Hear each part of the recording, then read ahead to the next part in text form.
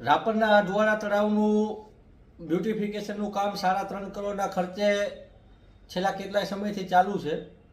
આ કામનું શહેર કોંગ્રેસ સમિતિ વતીથી અમે રૂબરૂ સ્થળ ઉપર વિઝિટ લઈ અને કામની ગુણવત્તા તપાસ કરતા એવું જાણવા મળ્યું છે કે કામ બિલકુલ નબળી ગુણવત્તામાં થઈ રહ્યું છે. જે ટેન્ડર પ્રક્રિયા પ્રમાણે કામ થવું જોતું હતું એ પ્રક્રિયાથી નથી થઈ રહ્યું.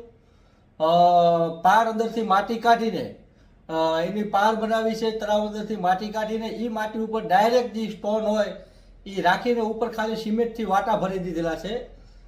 પણ ટેન્ડર પ્રક્રિયામાં આખું આ કામ અલગ કરવાનું છે એ પ્રમાણે નથી થઈ રહ્યું. અને નગાર મેં અઢવાડું તળાવમાં એક પાઇપલાઇન નાખેલી, જો એ પાઇપલાઇન કોઈકની વાડીમાં જતી હતી, મતલબ કે તળાવનું જે પાણી પીવા માટે સ્ટોરેજ બનાવવામાં આવી રહ્યું છે એ પાણી કોઈકને વ્યક્તિગત લાભ ખાટવા માટે કોઈકની વાડીમાં એના કનેક્શન દાખલ જોવા મળ્યા છે. આમ આ તળાવમાં મેં કીધું કે 3.5 કરોડના ખર્ચે બ્યુટિફિકેશનનું કામ કરવાનું છે. એમાંથી 30થી 40% જેટલો ભ્રષ્ટાચાર થઈ રહ્યો હોય એવું ચોખ્ખું સ્થળ ઉપર વિઝિટ લેતા જાણવા મળ્યું છે. તો આ બાબતે અમે ઉચ્ચ કક્ષાએ શહેર કોંગ્રેસ સમિતિ વતીથી રજૂઆત કરી છે કે આ કામમાં જે કોન્ટ્રાક્ટર છે એની તપાસ થાય, એન્જિનિયરોની ઉપર તપાસ થાય અને આ કામને ગુણવત્તા કોને ચેક કરી છે, કોને આ ગુણવત્તાના સર્ટિફિકેટ મટીરિયલ આપ્યા છે એમની પણ તપાસ થાય અને આ ભ્રષ્ટાચાર આ નિષ્પક્ષ રીતે તપાસ થાય તો બહાર આવી શકે એમ છે.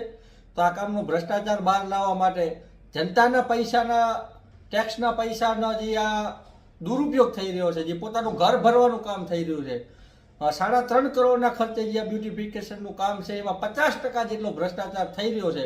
તો આની ઉચ્ચ કક્ષાએ રજૂઆત કરી છે અને એવી માંગણી પણ કરી છે કે આ બાબતે તપાસ થાય અને જે કોઈ પણ આ નબળી ગુણવત્તાવાળું માલ મટીરિયલ નબળું વપરાઈ રહ્યું છે, ટેન્ડર પ્રમાણે કામ નથી થઈ રહ્યું અને જે મેં કીધું એમ 30-40થી 50% જે કામની અંદર ભ્રષ્ટાચાર થઈ રહ્યો છે, જો કોઈ નિષ્પક્ષતાની તપાસ કરવામાં આવે તો બહાર આવી શકે એમ છે. રાપર શહેરના લોકોને જે મૂર્ખ બનાવવાનું કામ કરી રહી છે નગરપાલિકા, અને આમાં કેટલા અધિકારીઓ, કેટલાય નેતાઓ સામેલ હોઈ શકે છે, કારણ કે રાપરનો સૌથી મોટો પ્રોજેક્ટ છે. સૌથી મોટા પ્રોજેક્ટમાં સૌથી મોટું ભ્રષ્ટાચાર થઈ રહ્યું છે. તો આ બાબતે મેં ઉચ્ચ કક્ષાએ રજૂઆત કરી છે અને આ તમામ બાબતોએ નિષ્પક્ષ રીતે અને કોઈ સારા અધિકારી થકી તપાસ થાય એવી માંગણી કરી છે. જો આમ નહીં થાય તો આવનાર સમયમાં ઉગ્ર આંદોલન કરાશે અને જરૂર જણાય તો ઉચ્ચ કક્ષાએ પણ હજુ રજૂઆત કરીશું અને આંદોલન કરીશું.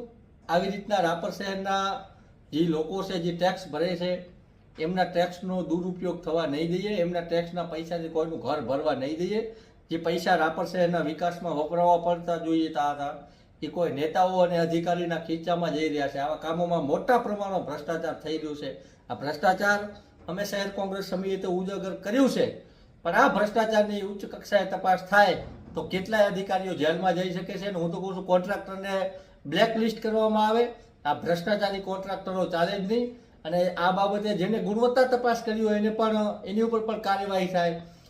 બિલોમાં અને ટેન્ડરમાં જે અધિકારીઓ સિગ્નેચર કર્યા હોય એમની ઉપર પણ તપાસ કરીને કાર્યવાહી કરવામાં આવે એવું હું શહેર કોંગ્રેસ સમિતિ વતીથી માંગ કરું છું. અને જો આમ નહીં કરવામાં આવે તો આ બાબતે ઉગ્રમાં ઉગ્ર આંદોલન થશે એની હું અહીંયાથી ચેતવણી આપું છું. ધન્યવાદ.